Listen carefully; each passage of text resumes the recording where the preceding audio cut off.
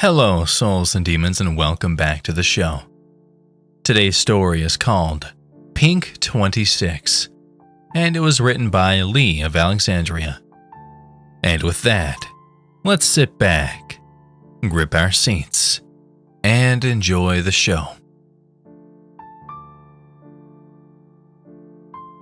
I wanted or needed to stay at the Pink, room 26 to be specific.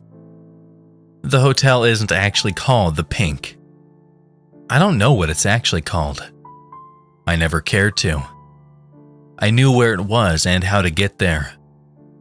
The Pink is one of those neon Art Deco hotels that grace the already beautiful Florida State Road A1A.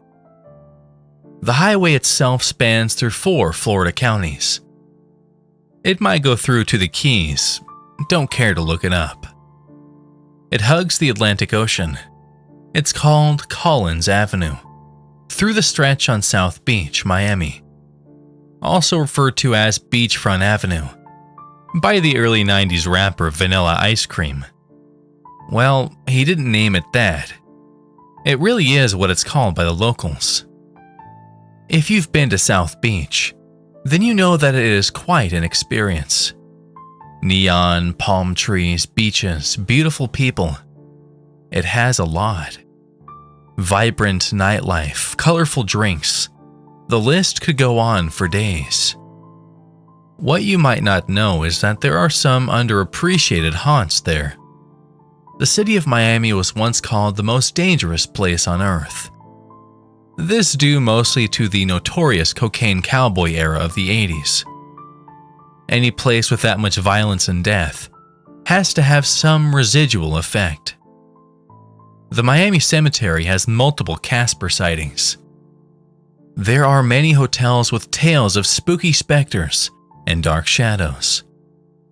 Not many are specifically in South Beach, though. I guess this is what intrigued me about this place. I am not a paranormal investigator. I've enjoyed the occasional scary movie. I liked hearing about urban legends and reading scary stories to tell in the dark.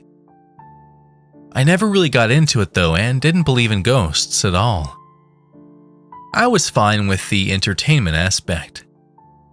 I only preface this to say that I'm not like a writer trying to document the occult or the spirits beyond. I don't know why I wanted to see this place. I've never stayed in a haunted hotel or hunted for shadow people. I've never even seen one black-eyed child. The Pink is also known for an unfortunate handful of men and women that met a gruesome demise. One man was found with his throat slit and his delicate parts mutilated. A woman hung herself in the bathroom. A greeting in blood was written on the vanity for police to find. A family of 4, a husband and wife and their twins, were all found cold by housekeeping the morning they were supposed to check out. They checked out all right. These were all unsolved deaths, and foul play was suspected in each case. No arrests or convictions were ever made, by my investigation. The hotel has a long history, dating back to the 1950s. But none of these deaths ever made it to any kind of national acclaim. Either the Miami Board of Tourism found a way to kick it from the news, or some other force was keeping it quiet. No one really knows. As for me, I wouldn't say I have a death wish or anything like that. I also don't have much to live for. I should be completely honest though. I am a writer. Just not dealing in the paranormal world. I have done some freelance work for magazines and newspapers when they were a thing. And I had a short but successful career writing for some online sites. Mostly in the gossip and entertainment world. Nothing of substance. Nothing of importance. I guess you could call me one of those rag writers that threw out puff pieces and turned the rumor mill to make $1. I'm fine with it. Those days, however, have come to an end. Classic penniless, depressed writer. maybe this could be a good way to go out. One last dance. Why does this place draw me in? Imagine the iconic cover, The Exorcist, with the streetlight shining down on the priest. That's me, outside the pink. But instead of ominous darkness, I'm surrounded by neon lights of Miami and the nightlight that won't stop. I'm staring at 10 stories of history. Rollerbladers are blowing by me. A guy with dirty dreads and striped socks is playing a mandolin just a few feet away from me, with his instrument case open, begging for gratuity. House music is vibrating from every direction. Much different feeling than The Exorcist. I kick the door open to the pink with force, slamming a crispy $100 bill on the counter. "Your most infamous room, miss," I yell at the clerk. The pretty lady behind the counter takes a step back, placing both hands on her chest, opening her mouth oh so slightly. Her eyes feign fear, but behind that is burning lust. Of course, sir. How many nights, Mr. You can call me Mr. Goodtime, ma'am, I say as I slick back my hair with one hand, while maintaining a laser-sharp focus on the pink clerk. She starts to visibly shake, backing up to where the keys are kept. Her hands have moved from her surprised mouth to the top button of her pink blouse, surrounded by her black vest. Miami indeed. "I have just the room, stranger. The key is right down here." She turns around, feigning to look for a room key at the very bottom of the shelf. She does a stiff-legged deadlift toward the ground, supposedly looking for my room key. The room key she's going to give to Mr. Goodtime. As she's presenting her skin-tight black skirt to me, she slyly looks back at me, making fiery eye contact. I then notice her bubble bath-colored pink nail color on her toes, exposed by wearing black high heels. She noticed that I noticed. "Here you are, sir," and she hands me a piece of paper. What is this? This isn't a room key," I say, genuinely confused. "It's my room number next door." "No fee," she says with a wink. Her short brown hair complements her world-killing hazel eyes. I think I'm gonna like my stay here. 5 stars, I think. But that didn't happen. I forcefully close my eyes and give my head a little shake from left to right. Got to get back to the real, present world. I'm still here, standing outside of the pink. I have a beat-up Under Armour backpack that I don't remember purchasing with maybe 2 days' worth of clothes. I'm wearing black sweatpants, a gray sweatshirt, and a Central Michigan University cap. Fire up, Chips. I'm a long way from college. After a group of 20 or so bikers make their way through the light, I cautiously tread across the pedestrian crosswalk. They weren't motorcycles either, they were riding the bicycle variety, but with crazy lights and old-school boomboxes somehow fabricated to the frames. I push the door open fully, expecting to have a little bell chime above me, or at least see a bell sitting on the counter. Neither were present. What I did see was a kid that looked like she wasn't old enough to legally drive. Her face was blue, lit up by the glow of her iPhone. Black Mirror has become sickeningly real. I stood there for an uncomfortable amount of time, curious to see if she'd even acknowledge me. After 2 minutes, I couldn't take it. "Hello?" I kind of yelled, but in a way that seemed like I was seeing if she was still breathing.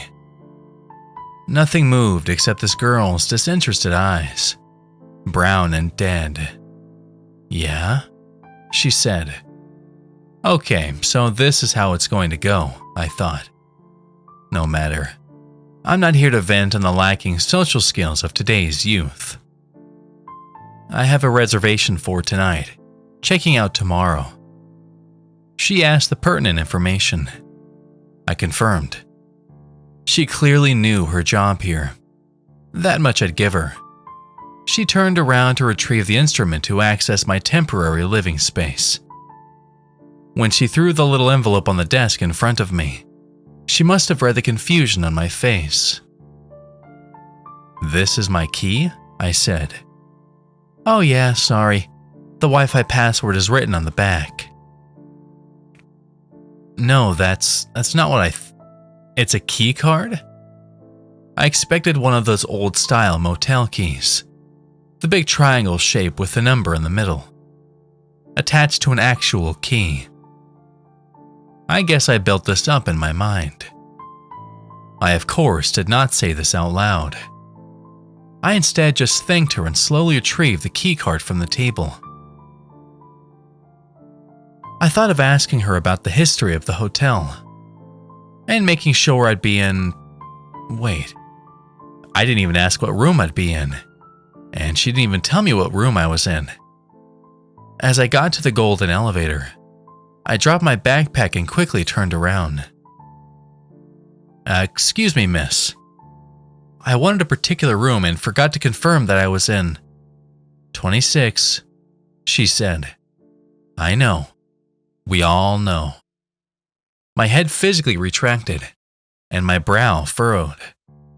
Before I could speak further, the elevator opened and she went back to scrolling. I grabbed my pack up and stepped into the threshold of the mechanical transport to my room. I just stood there like an idiot, frozen, not sure what my next move was. Annoyed, the front desk employee brushed a piece of hair away from her eyes, giving me the peace sign. In this instance, it literally meant the number, press floor 2. And I did. When the short elevator ride was over, I was presented with a gold sign in front of me. Rooms 210 through 220 to the left, rooms 220 to 230 to the right. I walked down the surprisingly soft carpet to my room. I felt no emotion, no dread, no happiness.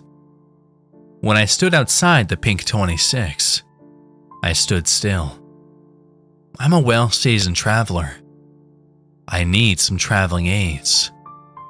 Back on the streets of South Beach, can't believe I wasn't prepared enough to grab the essentials. The Miami night seemed to turn. The party had slowed, and the feeling had darkened. People were looking at me with fear or disgust in their eyes.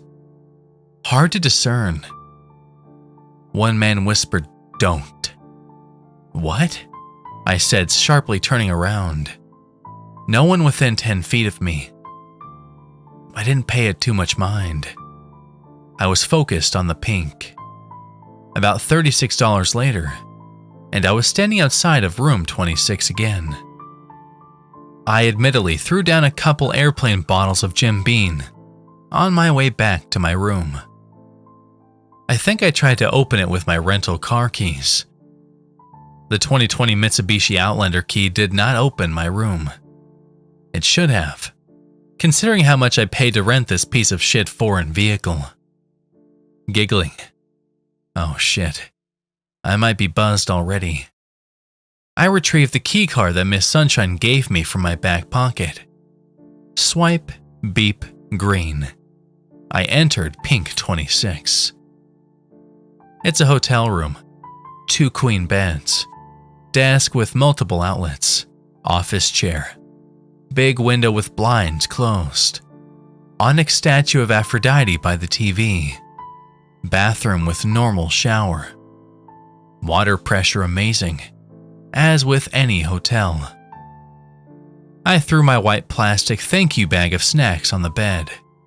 Sour Patch Kids, Reese's, and Cool Ranch Doritos made their mark. The fruits of my conquest. I lazily tossed the 2 pints of black velvet whiskey in the mini fridge, and scrunched the brown bag down just enough that housed the 40-ounce of Milwaukee's Best to reveal the cap. The cap I'd twist off and take a long tug. We are here now. We are here now in the spirit world, I thought. I giggled and again took in where I was in my life. The Pink. Room 26. I looked for the remote. It was a long rectangle sat by the television itself. The TV was ancient. A zenith? Do these even exist anymore? I'm going to hang up some of my clothes, wash my face, and grab some ice for my whiskey. The zenith just seemed to push me over the edge, but in a nostalgic way. I grabbed the ugly beige ice bucket that every single hotel in the United States seemed to carry, pressing it against the ice maker down the hall from my room. I filled up my bucket with nothing. No whirring, no sound of ice being deployed. I gave the machine a couple of good hits, like that would fix it. Don't. Who is that? I asked to no one. The hallway lights go off. I can still see by the provided exit sign light. A series of heavy footsteps appear to approach me. Now I'm worried, for the first time. I came here expecting to make this my last day or two of life. I didn't plan for this, though. I don't know who you are, but please, just please leave me alone. I'm not trying to mess with anyone here. Lights up. No ice, but lights up. Hotel looks normal again. I left the beige bucket in the ice machine. Room 26 was locked and secured. The little chain lock made sure that no one would disturb me. That's okay. I've had plenty of warm drinks in my life. Hot whiskey is better than no whiskey. I sat on the edge of the bed that has seen who knows what. I grabbed one of the cups wrapped in plastic. It was dirty, even with the protective barrier around it. I didn't care much at this point. The wrapping was off. The brown liquid was in, and it was warming my stomach in an instant. Followed up by a generous imbibing of the 40-ounce beer. The last Zenith television on Earth came to life. It was a local channel. Welcome to South Beach. There is so much to enjoy here. Too much for just one day. Why don't you stick around for a while and see what we have to offer? I'm Pat Patterson. The tanned, good-looking man spoke to me through the TV. From the glorious beaches to the neon glow of the nightlife reflecting off of the ocean. There's a reason that no one would want to leave. You are so lucky to be here. He reminds me of a tanner Colonel Sanders. Enjoy drink and some fun in the sun. Tighten. Grab that chair that's near the window. Who knows what fun South Beach has to offer? A coldness overcomes me, like a blanket of ice. I unknowingly finish the drink in front of me, tossing the bottle for another. I love the pink. I love the warm sand underneath my feet. I love the peace. I love the world that takes my life. I don't know if I've always been gone, or if I was really alive when I got here. All I do know is that you should visit. Visit the Pink. Book room 26. I'll make sure that you are welcomed.